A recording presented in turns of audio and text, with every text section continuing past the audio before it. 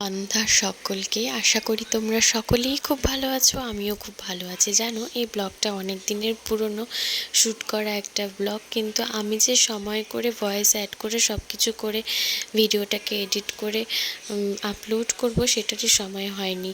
যদিও আমি খুব একটা বড় ব্লগার না, কিন্তু আমার ভালো লাগে এই ছোটো ছোটো মুহূর্তগুলোকে ক্যাপচার করে তোমাদের সাথে শেয়ার করতে।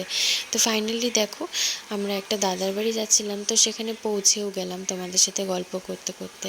তো ওখানে গিয়ে দেখছিলাম যে বৌদি নিজের চুলটাকে ক্রিম্পিং করছিল। আমাকে বললো, তুই খুব সুন্দর করে নিজের ফেসটাকে রেডি করে নে, দেন আমি তোকে ক্রিম্পিং করে দিচ্ছি।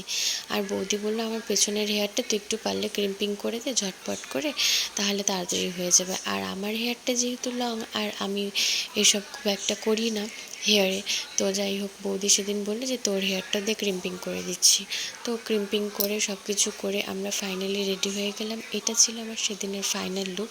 তো কেমন লাগলো তোমাদের একটু কমেন্টে জানিও। তো আমরা তারপরে সবাই মিলে ওই বিয়েবাড়ির উদ্দেশ্যে বেরিয়ে পড়লাম। তো আমি আর বৌদি পেছনে বসেছিলাম, তাই সেটারই ভিডিওটা নেওয়া হয়েছে, আর বাকি কোনো কিছু করা হয়নি। সবার সাথে ফটোটা অন্য কোনো দিন তোমাদের সাথে শেয়ার করব। তো বিয়েবাড়িতে ফাইনালি আমরা পৌঁছে গেলাম। ছোট্টখাট্টো ডেকোরেশনের মধ্যে আমার বেশ ভালো লাগছিলো বিয়েবাড়িটা।